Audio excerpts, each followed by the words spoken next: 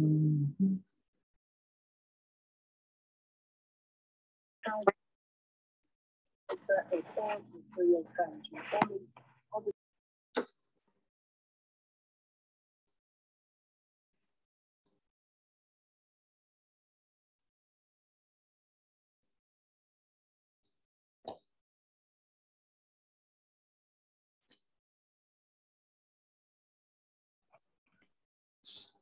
Good evening. I see Professor Mostert is here.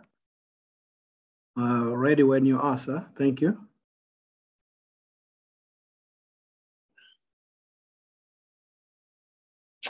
Good evening, Dumisani. Good evening, everybody.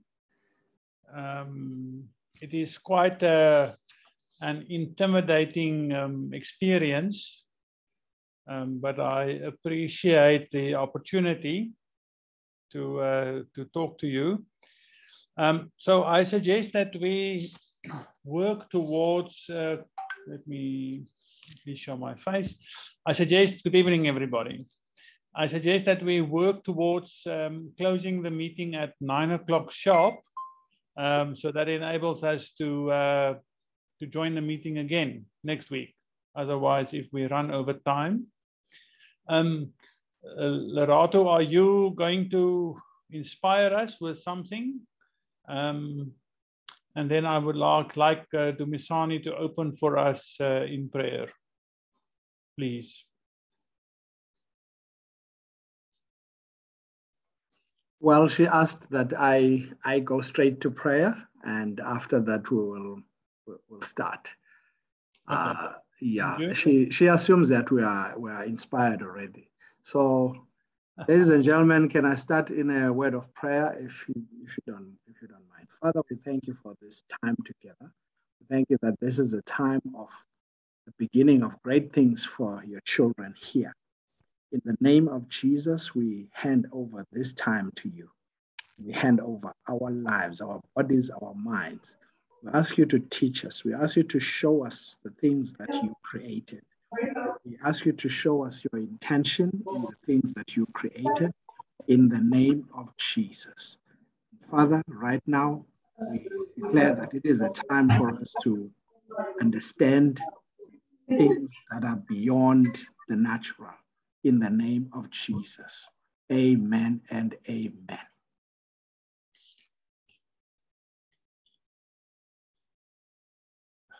Thank you so much, Dumisani. So I now have 20 years of experience of being bright-eyed and bushy-tailed, as they say. And maybe after 20 years of scars and other experiences, maybe we can learn something from each other. So I look forward to learning as much from you, if not more, than what you are learning from me. So in our previous engagement, there was a number of things that became clear to me. And one of them is that many of us are disappointed that the things that we have learned, we have not been able to apply them to make the change that we believe can happen. At the end of the last conversation, it was clear to me that at the end of the day, we just need to do something practical, something within reach that we can engage in. So one of the things I'm engaged in Stellenbosch is to work with a group of people who believe that we are blessed to be productive so that we can be a blessing to others. And one of the programs that they offer is Wired for Business. And Wired for Business is a way to master the basic skills with doing something small and make it effective. But at the same time, what we do is encompassed within a big complex system of many things happening at the same time. And one way to describe it is to speak of a systemic worldview.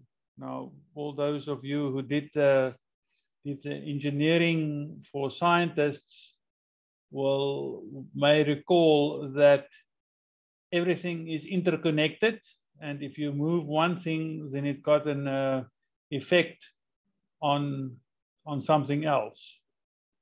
Now, that is in fact the first law of cybernetics. Everything is interconnected. The second law of cybernetics is that everything is hierarchical. So if you are looking at a process where there are a number of elements in your process, if you unpack any one of those elements in your process, you will see that the inside of that element, well, it consists of another few elements inside a process. And that way you can go down and down and down until you get to the quantums and the quarks and the atoms and the electrons. There's always another way to break it down into smaller pieces. But we cannot operate only at the smallest, at the levels of the quarks, because then we won't get much done, because you need a very big accelerator to actually watch the quarks. So we have to work at a much higher level of abstraction. But if your level of abstraction doesn't answer your questions, then you must realize maybe I should go down one level and identify the elements at the next level, and maybe we can find the problem. We can find the problem here. So that's the second law of cybernetics. And we'll cover the third law in next week. But part of the systemic worldview also teaches a lot of tools that allows you to see through the fog, because things which are happening, which are announced and publicly communicated, may be a complete misrepresentation, sometimes by accident, sometimes on purpose, of what is really going on.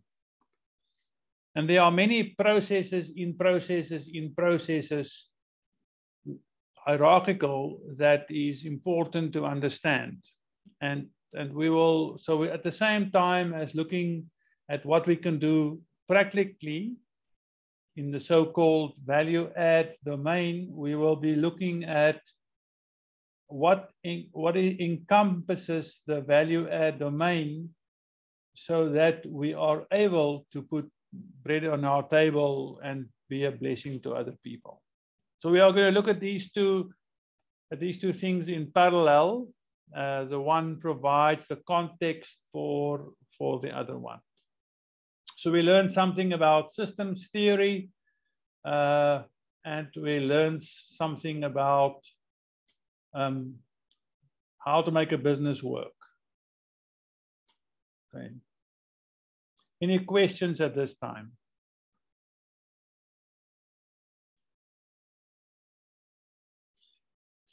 Okay, so I have put some of these material into slides. So let me start with the slide on the one side.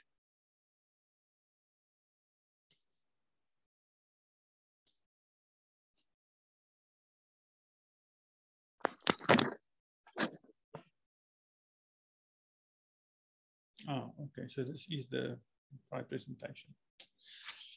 Okay, so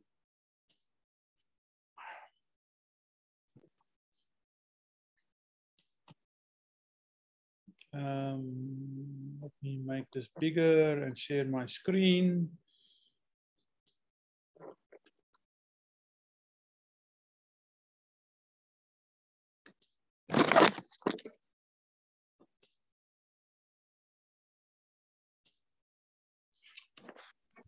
Okay, can you see work for a living?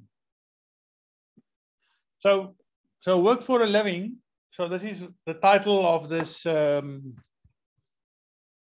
series, and maybe we can do it in 4. I suggest that we do it in 4 sessions. And then if there's something that grows out of that we want to follow on, then that is 100% fine. So work for a living, wired for business. So work for a living has been busy for 15 years. And it's the person who was called to look at the world in this way is a lady by the name of Ina Richards. And they are today in 20 countries with 150 centers. And it all started in Port Elizabeth. And if you want to contact them and see if you want to start a center in your area, then you are more than welcome to email them and ask, can we look at what it entails, have a look on the Facebook page, have a look on their website. They've been busy and they understand the problem really well of how do you get people working. And then in the second instance, how do you make a living? Work for a living, wired for business. So this all starts by, it's a business boot camp. So we're going to do it in a virtual way. And it covers all the absolute basic things, but from a biblical perspective. So sales, starting your own business, product development, costing, record keeping, stock control, market analysis, growing your own business, break-even point, marketing, merchandising, customer service, and even something about wealth planning. And it all starts, well, it all ends with an entrepreneur who is connected and excellent in those production, sales, service, administration. So those are all activities in the value add domain. We'll come back to that later in the lecture. Tell me, should I increase the size of this, or is it okay? Can you put it on slideshow mode, sir, please? Okay, I'll put it on slideshow mode, no problem. Thank you. Let's see. There you are. Yes, there it is. Thank you. Okay. Okay, so first of all, what stops us from starting or growing a business? I don't know how, I don't have the capital. Someone must give me capital. What if I fail? Business is for well-educated people. I need a business plan. So there are many, many, many reasons to not start the business. But they're all invalid if you want to start a business.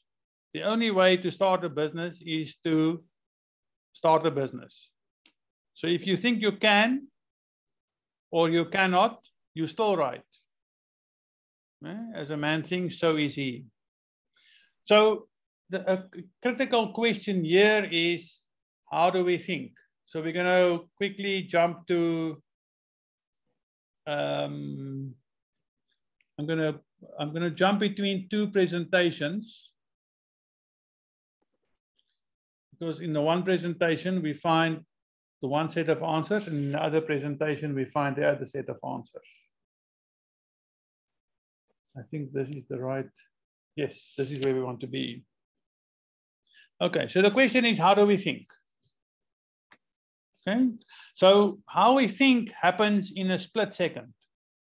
There's a language for it called the ladder of inference. So what happens in the split second? Well, in the split second, you see a lot of stuff. So there are circles and squares and triangles. They have different colors, and they're all there. They do all exist. But you, as the observer, the problem with your glasses is that you can only see circles. You can only see the 4 circles, and maybe you can even see the colors in them. You can't see the triangles, and you can't see the squares. And what you see goes up this ladder within a split second. So first of all, you choose, because of your lenses, you can only see the circle. So you choose the data that you see.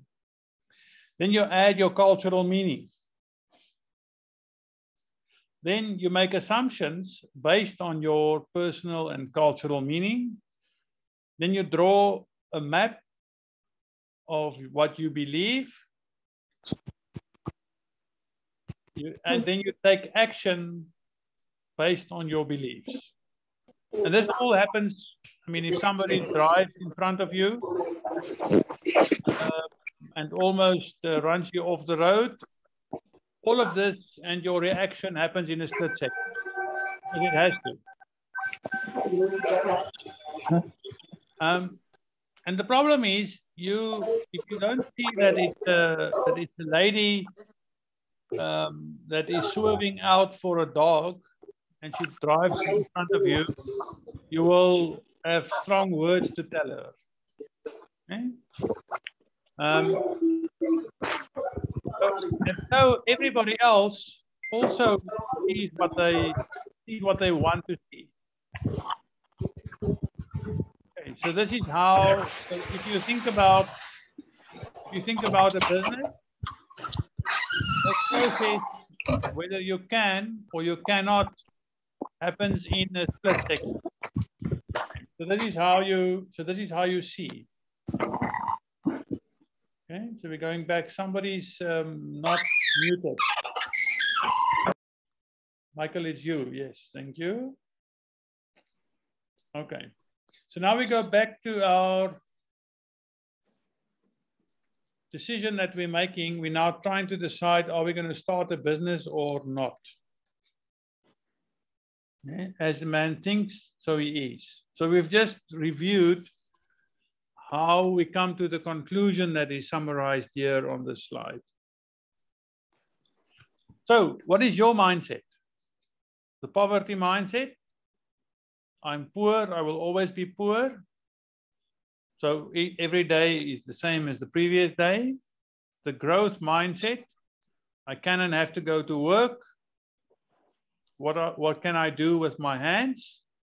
So every day you spend doing something to generate income. Entitlement says, well, somebody else owes me to fix my problems. I just need to wait.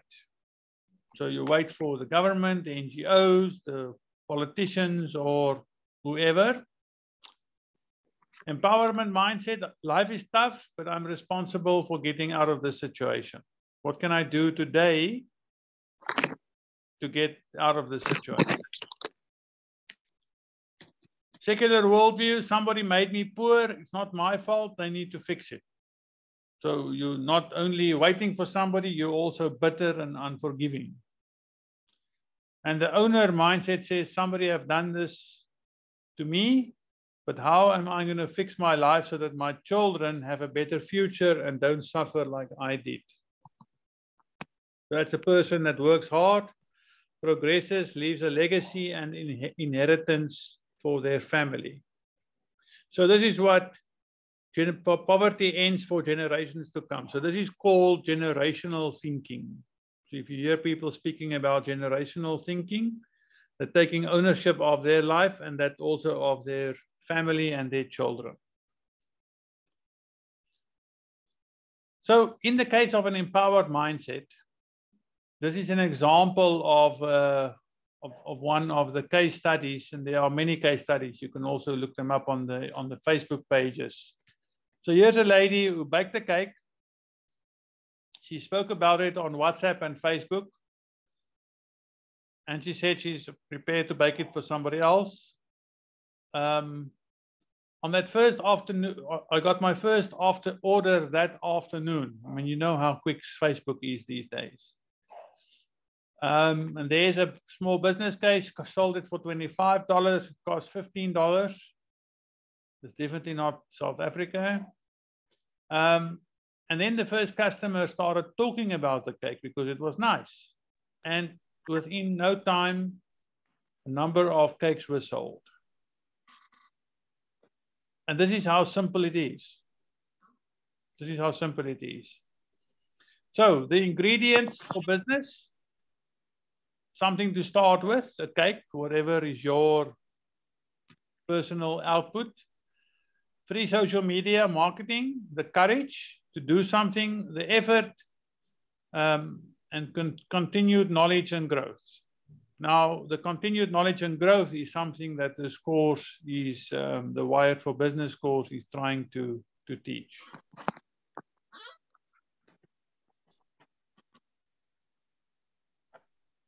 Okay, and then we can get into the financial concepts. But let's first go back to how we think and see what are the obstacles that can arise if we don't think straight, or if we don't take into account how we are thinking.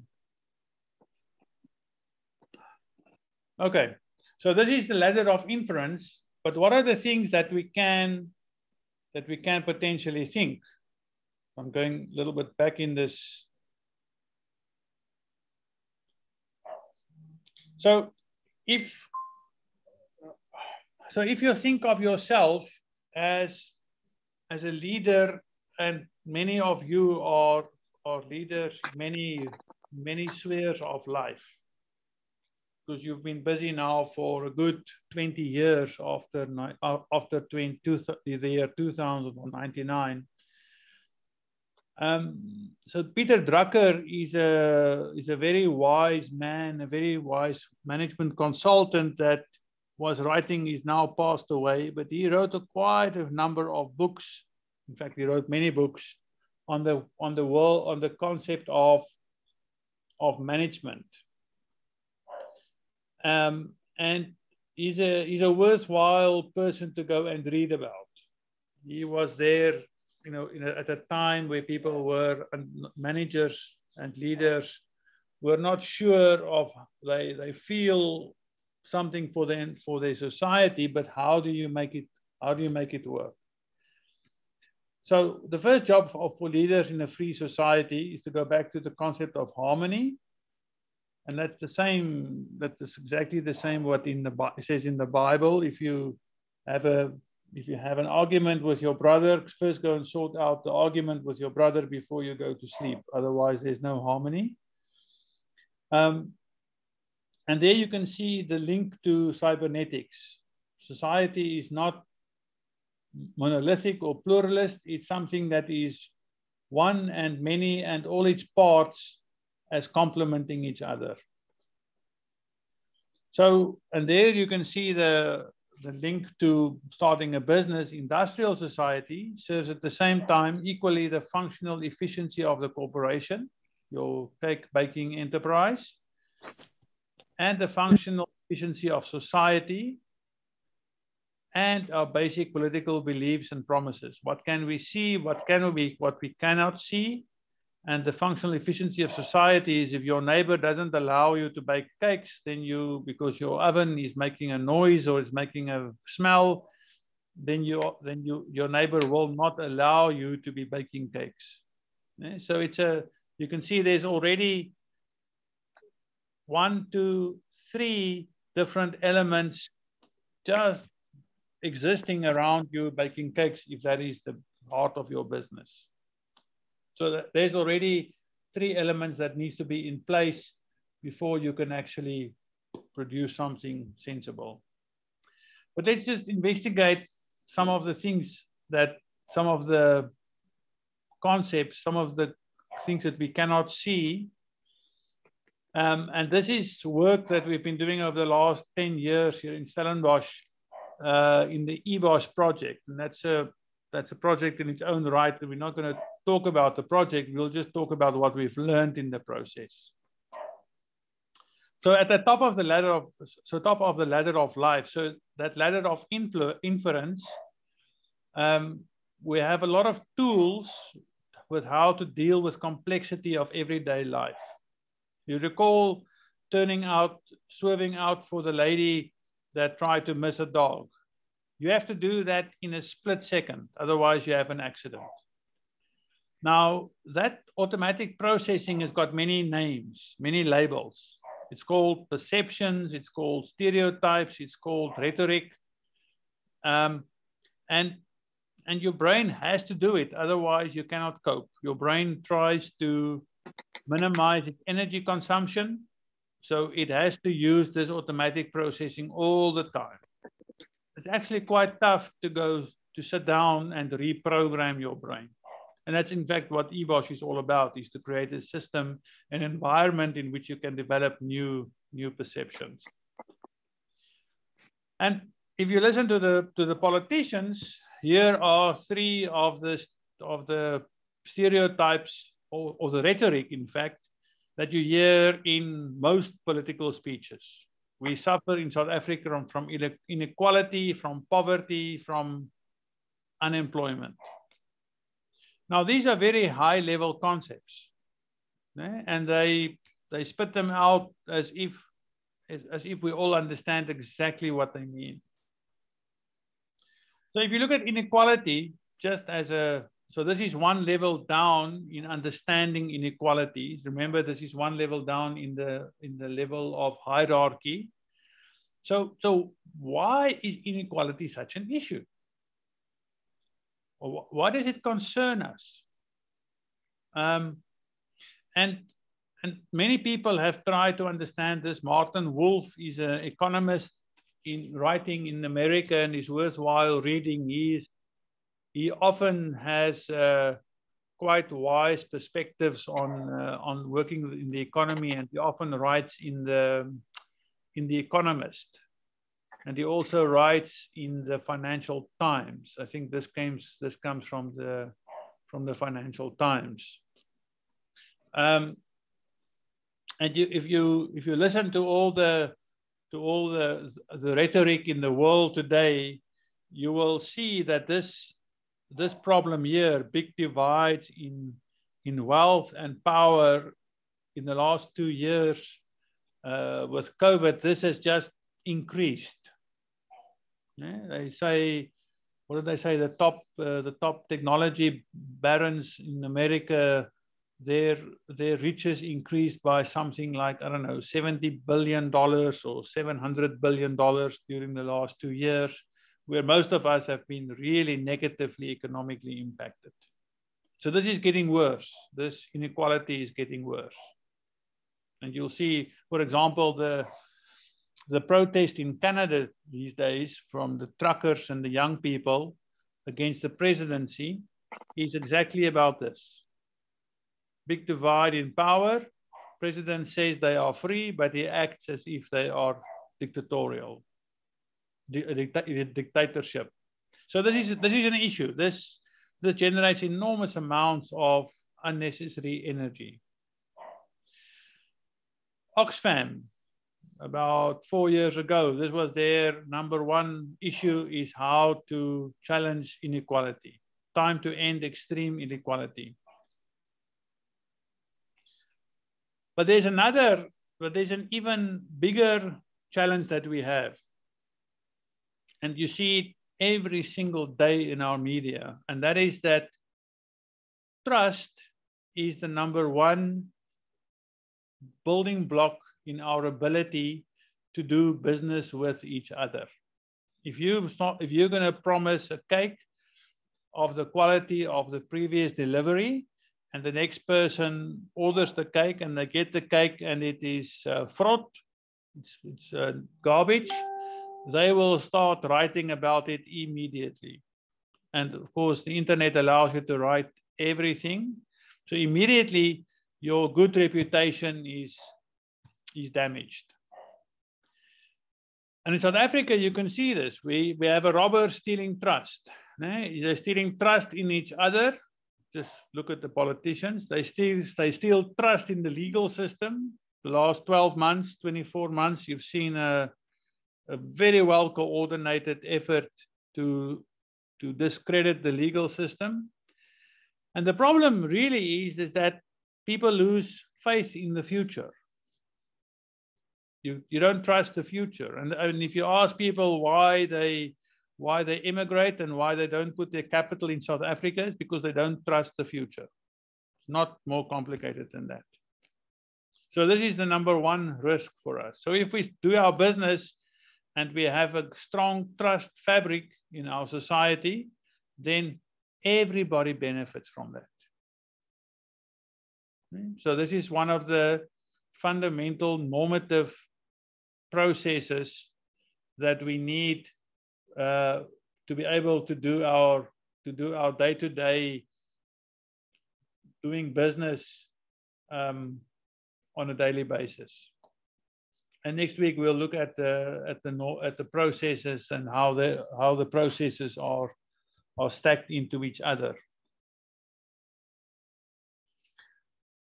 Okay, so one can ask many questions. This is the question that we're trying to answer with EBOS: is how do we create this future that we can trust in, and what are the processes, and what is the products that consist of, what is the implementation plan? So our business plan for EBOS is really about social capital.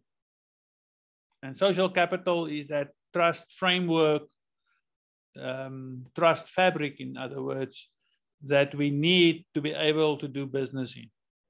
And this is all, that's what EBOS is all about. Because if within a trust fabric framework, you can mobilize the heritage economy. And the heritage economy is an incredible economy, because as opposed to the scarcity economy, which is promoted by economists, in the case of the heritage economy, it's a win-win outcome. And let me give you 2 examples, and then we'll move on from this topic. So in the heritage economy, heritage essentially is a synonym for infrastructure. So in the heritage economy, if a good example is how to grow the biggest pumpkin in the world. Have you seen the biggest pumpkin in the world? You don't need a wheelbarrow for it, you need a ventertjie for it. So you start with good seeds, you start with good soil, compost, you water the pumpkin seeds, and at the end of your season, and of course you talk to your pumpkins, that's important, they do listen. At the end of the season, you pick your biggest pumpkin from the field, you open it up, take out all the pips, all the seeds, you dry them, and in the next season, so it's a multi-year process, in the next season, just before you plant your pumpkin seeds, you keep a few for yourself, and you take your best pumpkin seeds and you give it away to all your neighbors. So when you plant your seeds, you give water, good compost, good soil, and in the second year, you know that the pollen that your pumpkin flowers are pollinated with comes from the biggest pumpkin known to you at that point in time where you are. So by giving away your best seeds, have you lost anything? Absolutely not. So by giving away your best seeds, you actually benefit far more than if you planted them all and believe that when you pick the biggest pumpkin again from your own seeds. And that's the heritage economy. By giving away your best, the whole neighborhood, the standard of the pumpkin standard of the neighborhood, a gentleman that planted cabbages on his sidewalk in Pretoria is a good example. By giving away your best, you actually benefit the most. That's an example of the heritage economy. Another example is if I share my carrot cake recipe on Zoom tonight, have I lost the ability to bake my carrot cake? Not at all. And next time when any one of you invite me for coffee, then I know, well, there's a good chance that I have a piece of the best carrot cake available. Okay, that's the heritage economy. Now, the interesting thing about the heritage economy is that the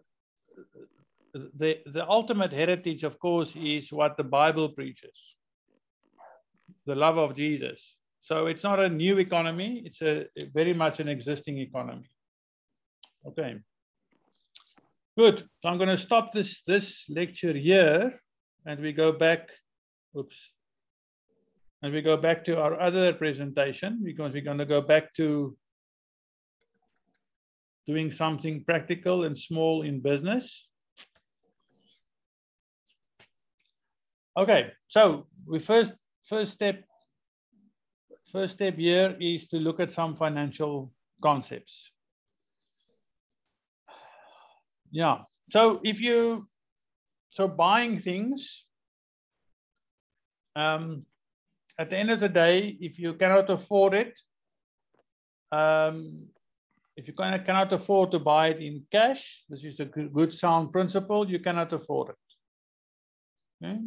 So if I take Benjamin, who's now 3 years old, the grandson of mine, if I take him to the crazy store and we walk through all the toys and we look at everything and we walk out with nothing, then we've built some lessons in that process.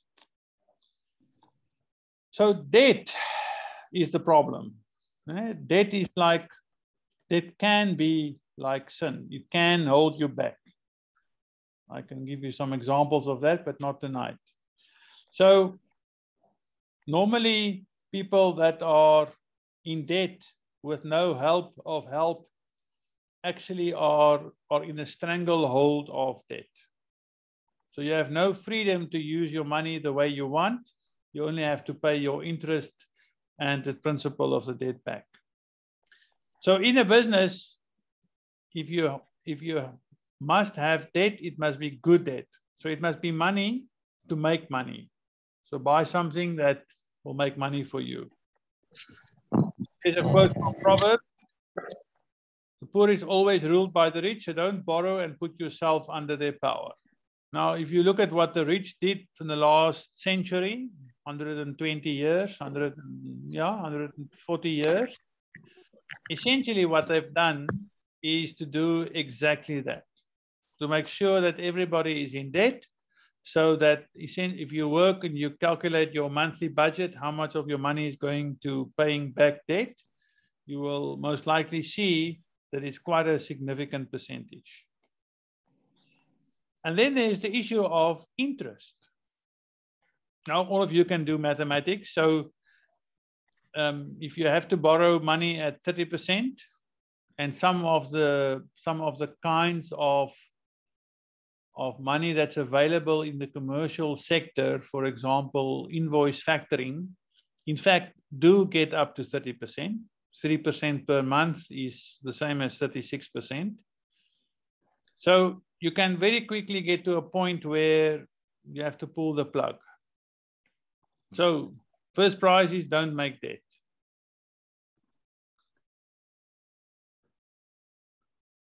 So here's a quick quiz to think about.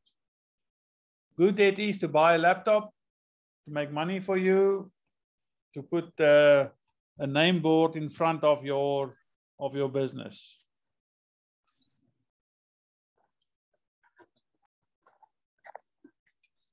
The cost of debt is determined by the size of the debt, the time period of the debt repayment, the exchange rate.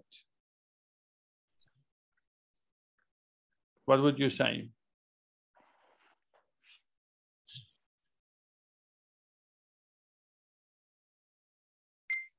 Which debt grows faster, small loan at 30% or a large loan at 10%?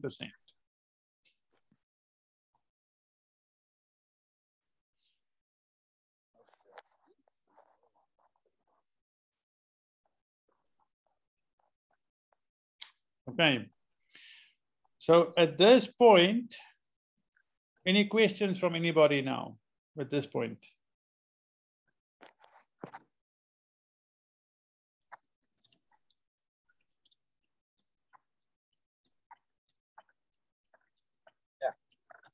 Okay, I see that we have time for still one more topic under Wired for Business. So I'm going to use a different format.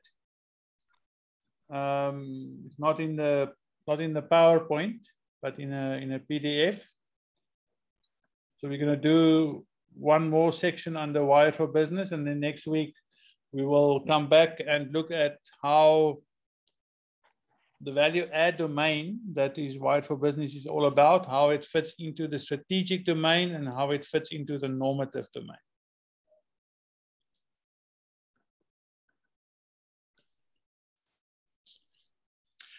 Okay, so this is now the next step, market analysis. So if you want to bake a cake, maybe somebody doesn't want it. So if you are, so the question is that you must answer yourself is, what are you doing now, and how's it going? What do you want to do? Is it what your passion is about? What are your requirements to do that?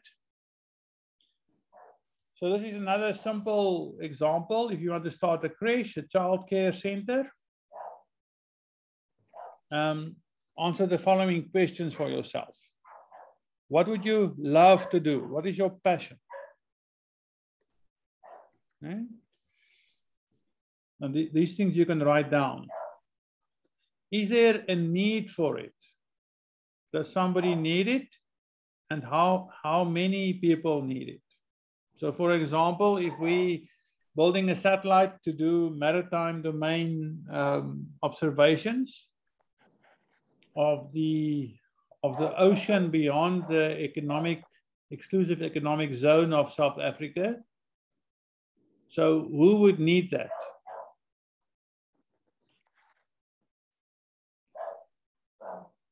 Okay. Or you can say, what is the problem in the community that I want to solve? So in the case of maritime safety, there's an agency called SAMHSA. In fact, there are 32 government agencies responsible for the maritime domain, or have impact on the maritime domain. But one of them is called SAMHSA, South African Maritime Safety Authority. And SAMHSA has a mandate. They actually can fine a ship in our maritime waters that should not be there, or that's illegally there, or illegally fishing. So they have a way to collect revenue for government, but of course government can use the revenue to buy the service again. So can we build a satellite that will actually solve that problem? Is there competition out there? Are there other people who have satellites already in space that are selling their information or their data to the South African government buyer? Who is the South African government buyer? So for example, SAMHSA has got a contract with RadarSat was it McDonald Detweiler, MDA, in Canada, and they're already buying data to look out at illegal shipping around the coast of South Africa. So yes, for sure, there's competition. So what would make our solution better? Well, RadarSat 2 is one satellite, and it can cover the current contract with SAMHSA is to cover the sea once a week. But ships move quite a long way in a week's time. So maybe we can do something every day. Maybe we can do something every 6 hours, even every 4 hours in the case of an operation. So maybe it's not one satellite, maybe it's 12 satellites. Okay, so in terms of a worldview wisdom, market analysis. So let's just look at wisdom. There's God said you can ask for anything, you can even ask for wisdom. Solomon was the wisest person alive, considered to be the wisest person ever, and he had 996 wives. That says something about wisdom. The person who's got the wisdom actually can go after the opportunity. However, those seeking material wealth without seeking God's wisdom could easily miss out. So short answer is ask God for wisdom.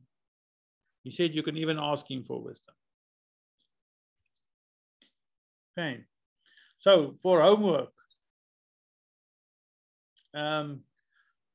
work through these business questions in your context, and maybe you can write them down. We're quite a bunch on this. We can't hear everybody's inputs, so maybe you can write down the questions and come prepared with answers next week. Yeah, and ask for wisdom. So here's a quiz. So if you love something, to do something, is that a good thing to start a business with?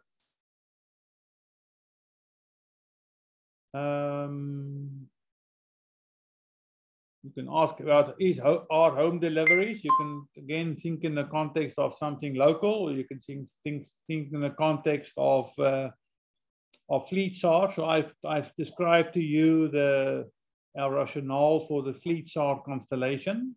You can think in the context of a satellite constellation, or you can think in the context of something local. There's another point of differentiation. There's a thing to contemplate in the context of prayer. Crime.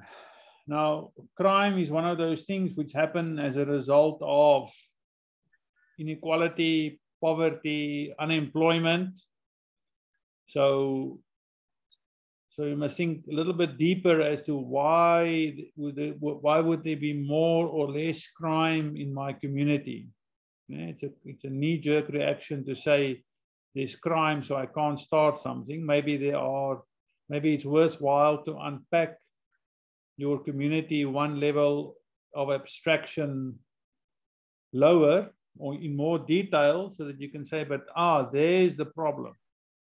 If you can't see the problem yet, then unpack it in another level of detail until you can spot the problem that can be addressed. Okay, there's a competition analysis. Question 6 is about a competition analysis. Question 7 is about competition analysis again. Okay, we start with the next section in the next meeting. Are there any questions?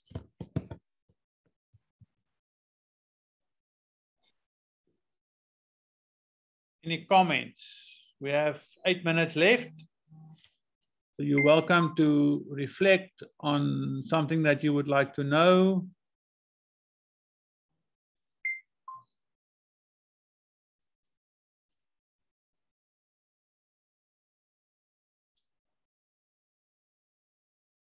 Or a comment that you want to make.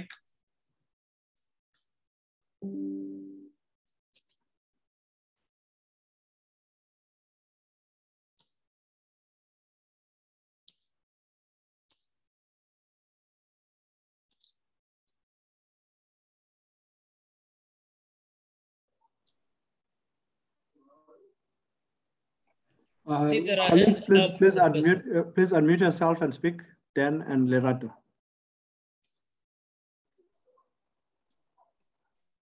Good evening, Prof. Dan Matsapula here.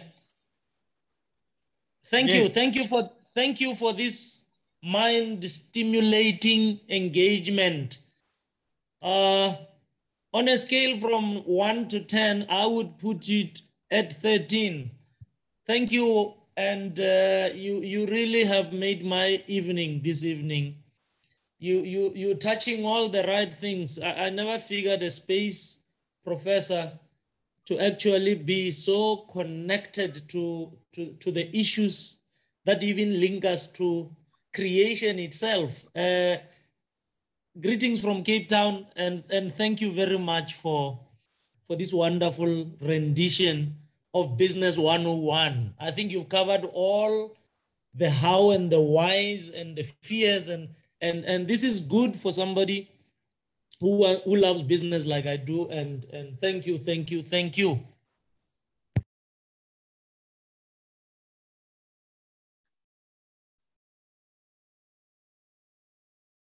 Okay, Lerato. Thank you, Prof. Well, I wanted to say exactly what Dan said, but I think I need to have a question that I think you've answered, but I just want you to be direct with your answer. Would you say that in your presentation, you've demonstrated that each and every one of us is in a position to start a business without funding? Is that what in some areas of your presentations you've depicted? Because at times we actually think that we need money to start these businesses, but most of what you've shared has also showed that using our natural talents, we can actually start a business from zero rands. Perhaps that's my affiliation and my way of thinking, but is it perhaps what you said, not in so many words? I don't know. What do you say? So one needs some capital to start a business with. Uh-huh. But however, the type of capital that you need does not only have to be money. There are lots of capital available. And let me give you a picture that you can possibly use to think about it. Come on, okay, so so we are in a different space in this presentation. Let me go. That's where I want to go.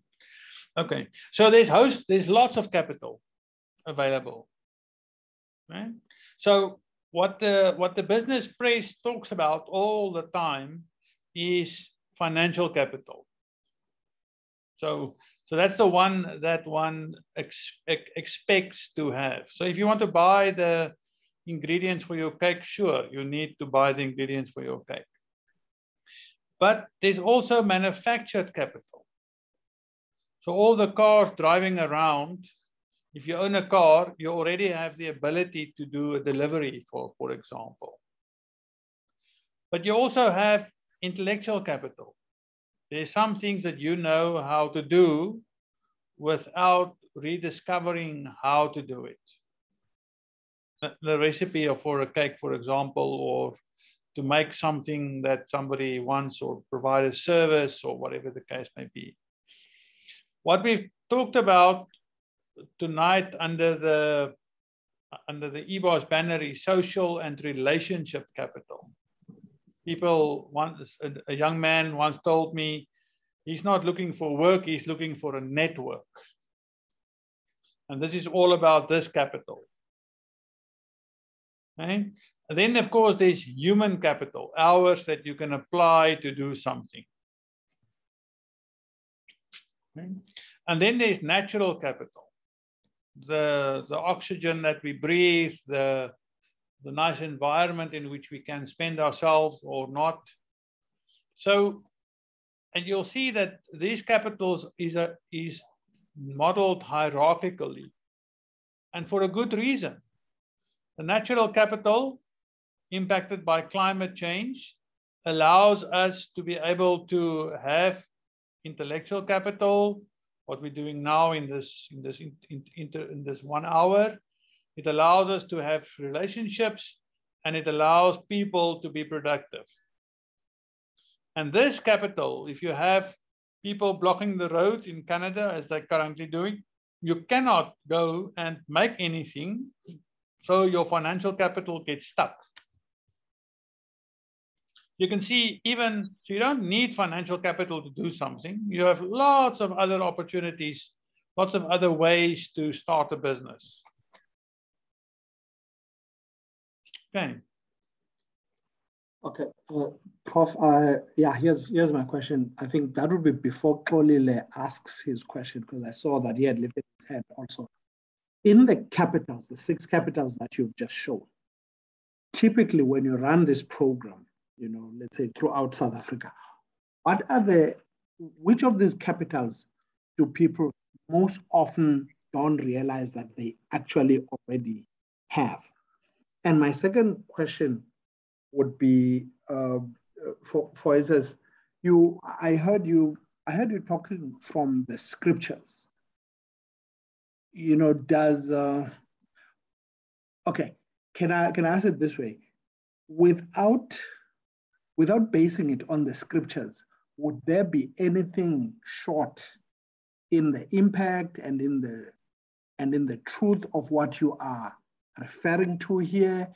is the, for instance, let's say I want to base it on another, what is called a canon or another book out there.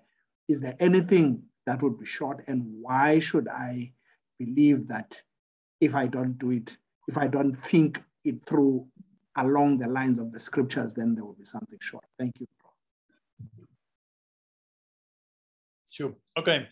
I see our time is up, and I will allow more time for questions next time. So a quick answer on the capital. So all 5 after financial capital is what people don't normally think about when they try and start a business.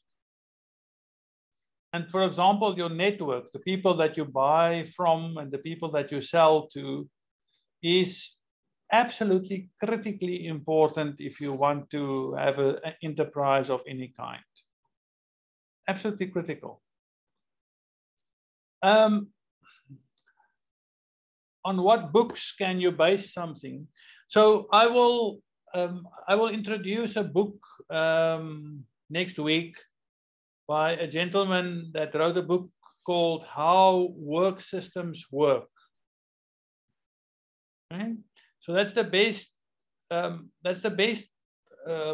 canonical text I have seen on how to organize enterprises, and this begins to speak to what I refer to as the value add domain where business operates and how it fits into a bigger thing. So I will give you the reference to that book next week. Okay. There was one last question. Mr. Nkosi, is that you? Kolile, Kolile.